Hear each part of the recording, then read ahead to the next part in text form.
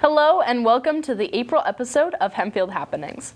This month's episode, we will be recapping the Dodgeball tournament here at the high school, highlighting the love for Hempfield's creativity with a guest artist at Centerville Elementary, and looking at the Roarstown Elementary Rock, Paper, Scissors tournament. All this and more on this episode of Hempfield Happenings.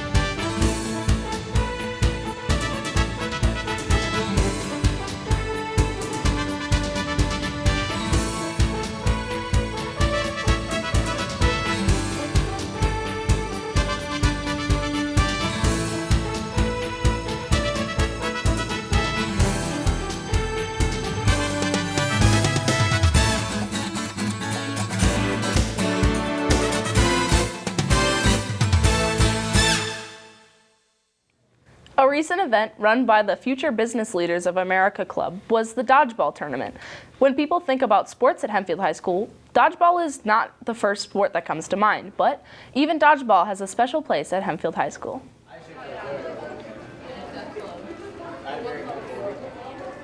Here at Hempfield High School, athletics are a huge priority, especially dodgeball.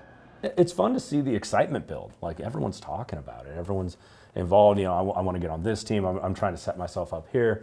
And we've got people going around talking from the marketing class and from the WIN class. They're going out and talking with students. And now registrations are starting to come in and people are signing up. And so it is really exciting because we used to do this every single year back in like 2009 to probably 2017, 18. We'd have a dodgeball tournament. Some evening, and it just got to the point where there wasn't as much engagement going on, there wasn't as many people interested in playing, and so we just changed up what we did in our class, and now we're getting the opportunity to bring something back. Yo, what's up, Kenna? What's up, Dylan? So tell me, why are you guys here today? We're here to win! Win! Tell me, what's your guys' favorite part about all this? Winning! Winning! Tell me, how do you guys think this is bringing the school together? Winning! Communionship! Great to hear, Dylan. That's great. So what are you guys' team name? Winners! Okay. Yes. Yo, hey, man, good work ethic. You guys here to win? Yeah! I think events like Dodgeball bring HHS together, just add school spirit. We have such a big school, but events like this bring people from all different groups together. It was a blast, a lot of fun. This used to be one of the best events of the year. It's been gone for a few years because of COVID, but it's awesome to have it back.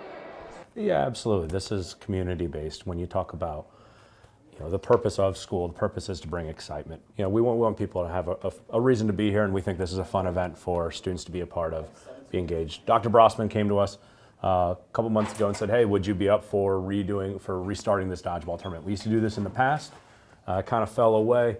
And so now we're getting the opportunity to re-go with it, and we're really excited for the opportunities that it'll bring.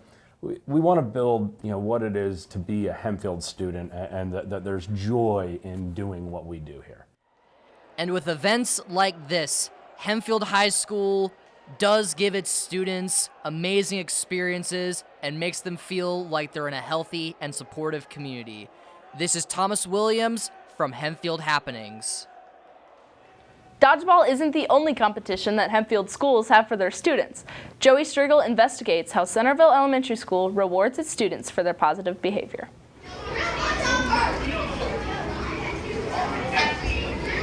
In a moment, students from all across Roarstown Elementary School will gather on this stage to end their day with a rather unusual tournament. The tournament was a best-of-5 rock, paper, scissors competition where students compete to find a victor who then face down the faculty champion. The rock, paper, scissors tournament was an all-school reward for the month of February. The students got to read the famous book, Rock, Paper, Scissors. They had a classroom tournament, and then we had a teacher tournament. And then this afternoon we had the finalists compete, and I was a winner for the teachers. It's definitely for fun, but it's also recognizing students for following the 3 R's at Roarstown, which are responsible, ready, and respectful. So we are encouraging them to follow those 3 rules, and so we try to do reward incentives once a month to show them that we recognize that they are following the 3 R's. The teachers who participated loved playing in the tournament. I just love being a teacher and seeing my students excited, and to get them excited, you have to kind of put yourself out there. So what a better way than to compete against other teachers in a fun, everyone can do it competition such as rock, paper, scissors. It was such an adrenaline rush. My heart was racing. It was thrilling, and I was just glad to have my classroom representative up on stage to give high fives to, kind of keep that hype going throughout the time up there. The winner of the tournament was 6th grader Addie Hostetter, who won the competition despite her nerves. It was honestly really scary for me because I don't really like going on stage in front of a bunch of people, but winning the championship was really fun, and beating my teacher, because Miss Lockers was my teacher last year. Addie, the 6th grade winner, she was my past student. And the other 2 6th graders were also past students. So it was me competing against another past student, which was fun, but also I was like, oh, this is nerve-wracking. My favorite part was probably all my friends cheering for me, because there were like multiple people in a bunch of different grades, because I have friends from all the grades, so it was kind of cool.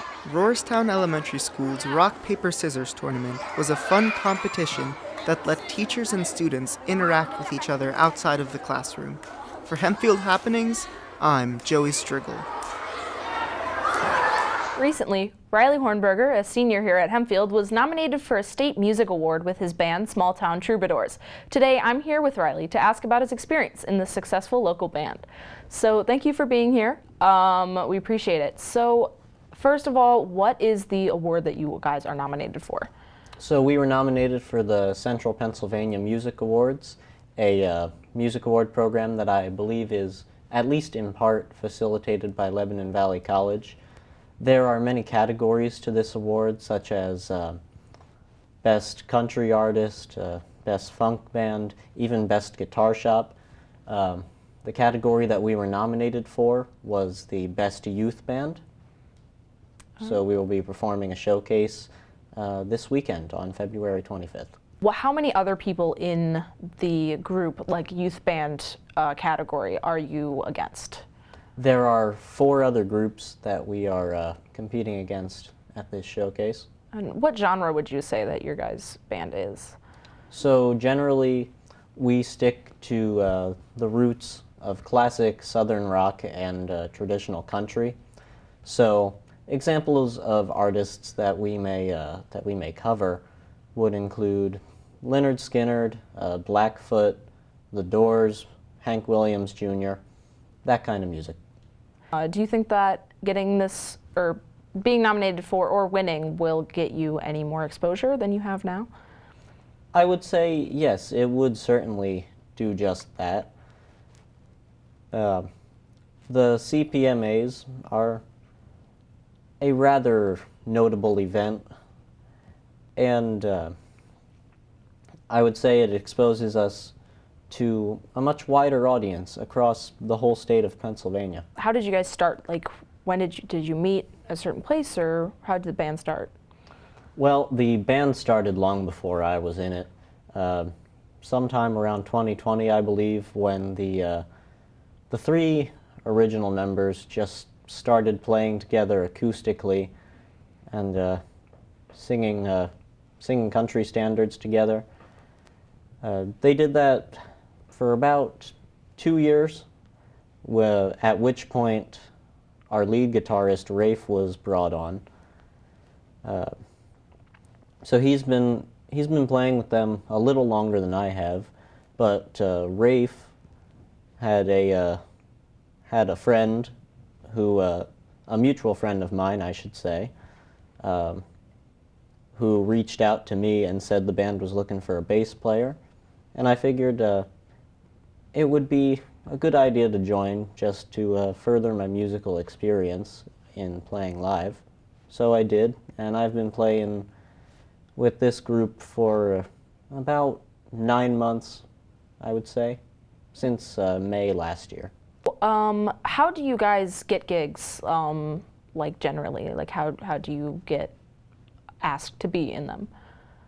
Well, generally we'll get an inquiry from any particular music venue in the area. The furthest that we've gotten was from Elkton, Maryland. But they will ask us about a certain date that they'd like us to perform at their venue, and we will negotiate further with them about how much we'd like to get paid. Sometimes we get the rate that we want, generally not. But so we'll work out payment, we'll work out the date and time that we play, and generally we'll just show up with our equipment and put on a passable show. And so how do you juggle being both in a band and being in school and possible extracurriculars? Is it difficult to find time to practice or meet up, or do you think that it's easy?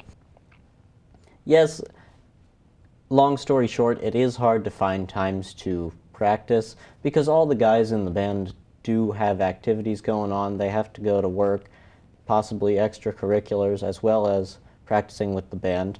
My lead guitarist and I are actually in 2 other bands. We are attempting to split off in that way. So there's that to balance as well. And I have my own extracurriculars. But we've agreed on days that we've set out of our schedule to practice. Well, that's all I have for you today, so thank you so much for joining us. We wish you the best of luck with your award. Now it is time for another great feature. Here at the Hempfield School District, we have a yearly bookmark contest for the middle and elementary school students where they're given a prompt and then they design a bookmark based on that prompt. And then parents and teachers can vote for their favorite bookmark, and that student will be given a $25 gift card to Barnes & Noble's.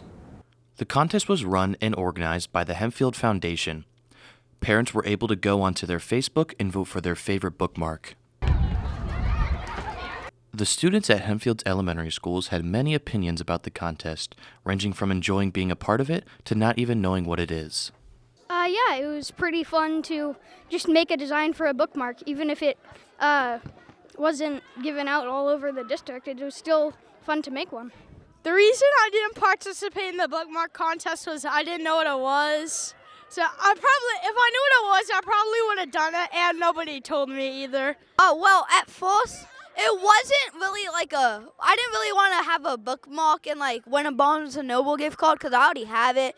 But it would also kind of be fun for people that want to, because then they like books and then they can do it for Hempfield. The reason I entered the bookmark contest was to let other people know how fun Hempfield is. It's a lot of learning, and you get to do art and different classes, and it's really fun and helpful. Well, I heard of it, but I decided not to do it because there's a lot of creative people out there, and I didn't want to steal their role, and I'm not really that good of an artist, so I decided not. I didn't participate. I didn't have a lot of time. I knew there was some creative people out there who'd have better ideas than I did. Some of the students shared their designs.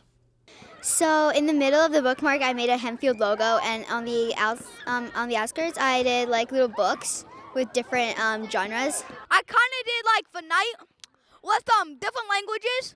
It was so cool because everybody can read. The voting ended on February 27th, and the elementary school and middle school winners were both announced March 3rd. Emily from Mountville Elementary School and Emma from Landisville Middle School were the winners of the bookmark contest. For Hempfield Happenings, I'm Judah Vaughn. Hempfield includes a wide range of activities to introduce students to many different art styles. Centerville Elementary School welcomed a guest artist to teach students about her style and work. Sullivan Fogel went to find out why this guest visit was so special. The art department here in the Hempfield School District provides opportunities for students to see the world in a new way. A gateway to these new perspectives for students can be the event of a guest artist visit, such as the one held by Centerville Elementary School. It looks so good. We got a grant from the Hempfield Education Foundation. We had an opportunity to have an artist in residence with us, Kate Manners, a visiting artist. She was doing the pour paint technique with our students. Kate Manners lives with cerebral palsy and legal blindness and has been able to find a passion and career through the pour painting technique that she has been doing for 3 years. She makes about $300 in a year. Wow. She paints every week. I sell them and I give half my proceeds to charities. The perspective of a guest artist like Miss Manners can help students realize the potential their art has, even if they don't believe they are classically talented. You get to express yourself and you get to share your passion with other people. It's a great way for students to see what artists are doing right now, and I think it kind of just can ignite, or refresh some excitement in our students and their art making. Kate Manners views her work as a reflection of herself through both the colors and the title. So she asked the students to try and do the same. I want you guys to experience what I experienced. I know you guys are creative, so I want you to come up with names for your paintings, and if you can't, I would love to help you.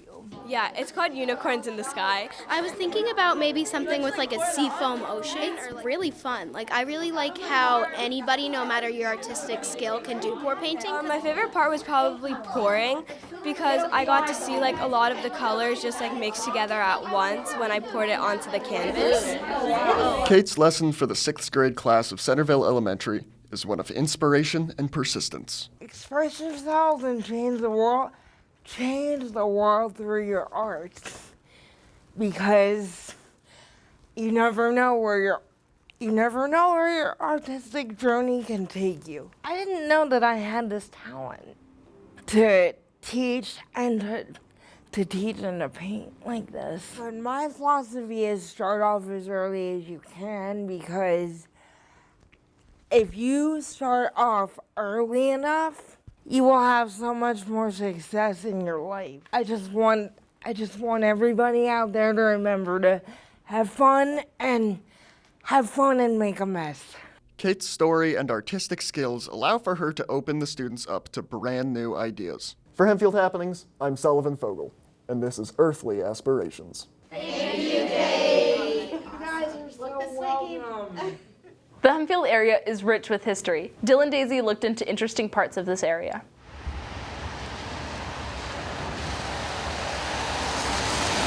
Hempfield might seem like a quaint and insignificant town in south central Pennsylvania.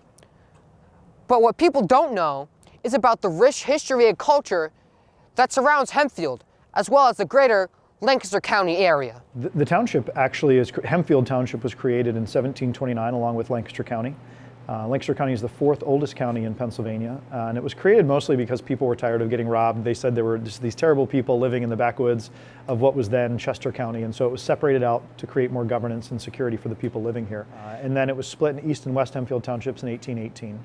What we know of as Hempfield today didn't really exist until probably the late 40s, early 50s. East Hempfield was for a very long time primarily a rural community of people. And what is now the administration building here at in the school district was the school, it was the high school. And so we experienced this sort of rapid transformation of what we think of as Hempfield as this kind of like large suburban school in Lancaster County.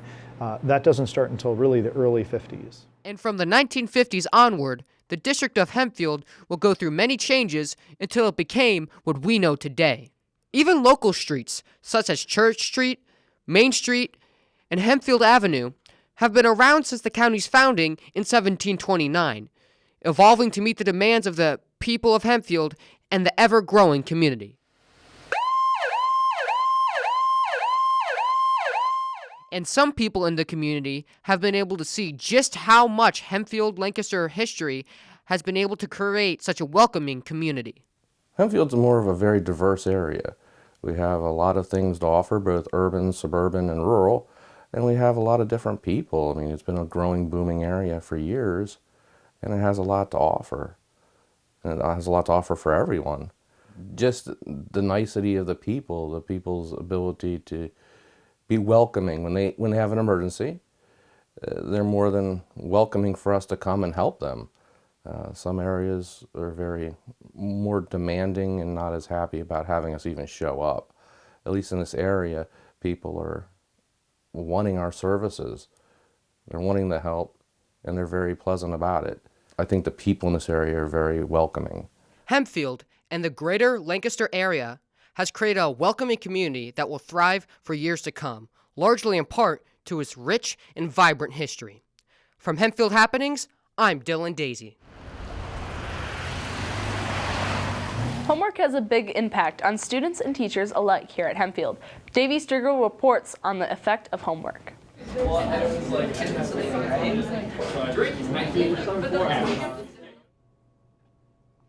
There are many different viewpoints on the place of homework in our educational system. I talked to a few people about their views. Homework has been a topic of debate within the field of education for a long time. Okay, there's a lot of research that says that homework is associated with greater academic achievement outcomes. So students that are completing homework are practicing. They're mastering concepts that are learned in classes, and they're also developing skills such as time management, responsibility, memory, and thinking skills with homework. So homework is a positive thing that leads to positive academic outcomes. However, kind of like everything else, too much of something can have a negative effect, right? So too much homework, or if a student is spending too much time on homework, it can lead to things like stress, and if not managed properly, stress can lead to more complicated issues. Especially if you have like a job or something that takes up multiple hours of your day, it's hard to get a personal life and then also your daily needs in, such as sleep most importantly, but like eating and also getting a shower. There's definitely a very like immediate change in terms of like emotionally and just how your personal day goes. Because like when on days that I get very little sleep in comparison to days I get a lot of sleep, I feel like my academic self is the same on both, but I definitely am more irritable and I don't want to be talked to. I remember what it was like for my stepdaughters to go to school all day and then come home and have a myriad of activities and be up until 3 o'clock in the morning trying to fit everything in. And I think that homework absolutely is important, but I do think sometimes we have to be mindful of how much people have. There's only so much that you can handle productively and still get up the next morning and smile and be a well-adjusted person and an awake person. Despite homework's possible negative impacts, it still has positive effects. I mean, yeah, we can get a lot of homework, but sometimes it can be really helpful, especially if you don't understand a concept in class, but then doing the homework helps you understand it. But I do think sometimes it can be excessive. So there's no hard and fast rule.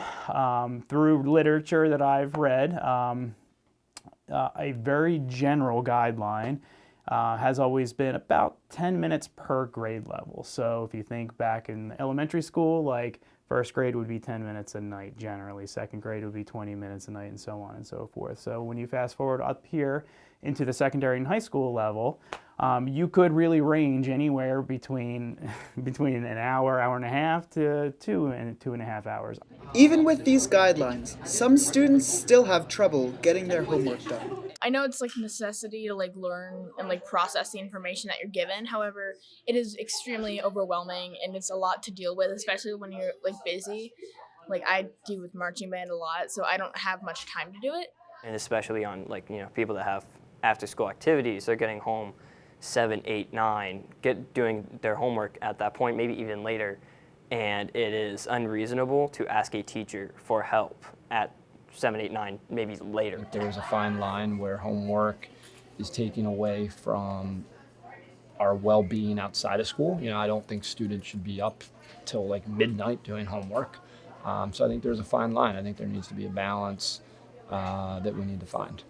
If students are having trouble finding that balance, Mr. Kirchner recommends reaching out to teachers. And if a student is really spending hours on end every single night on homework, okay, that may be a good time to connect with the teacher and to discuss kind of what's going on, why is it taking so long, are there areas that you're not understanding or other areas that you can kind of pull back on? Because most of the teachers, if not all of teachers, acknowledge that there's other things that outside of school that are healthy in a student's life, such as extracurricular activities, sports, music, arts, those types of things.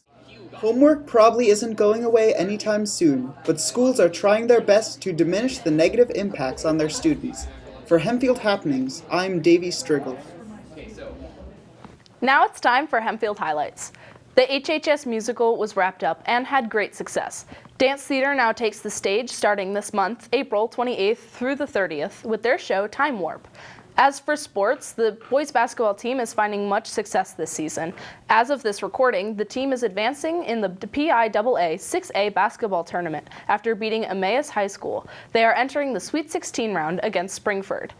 Aiden Hodge, a track and field runner at Hempfield, has set a new high school record for the 800-meter dash at the New Balance Nationals in Boston.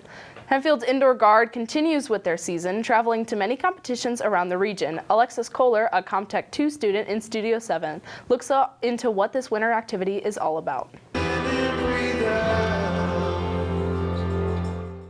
Hempfield's indoor color guard team has been working very hard in their lead up to championships. Many members see this activity not only as a way to stay active, but also an environment that is supportive of their growth and accomplishments. It's a really fun and cool environment, and it's just a really good extracurricular. Members may choose whether to continue their color guard career outside of high school. It is a completely different experience than spending in high school. So especially with DCI, you get to go on tour all summer, you're with your friends, you get to do color guard day in and day out for 3 months straight, which is so fun if you really love it. And then with winter guard, you get to go on the weekends. So I do school during the week, and then on the weekends I get to go and devote my weekend to color guard, which is super fun for me because I love it so much. Both teams go to competitions over the season, but the most anticipated are championships and nationals. My favorite event with the color guard is going to Dayton, Ohio for World Championships, because you're surrounded by thousands of people who share the same love as you, and like it's all people of like different experiences, and it's just amazing to watch everybody like create their own show. Indoor color guard is a great extracurricular activity for both middle schoolers and high schoolers. For Studio 7, I'm Alexis Kohler. That's all for this month's episode of Hempfield Happenings. Thank you for tuning in and continuing to celebrate our 25th anniversary with us. From everyone here at Hempfield Happenings, have an awesome day and a great spring.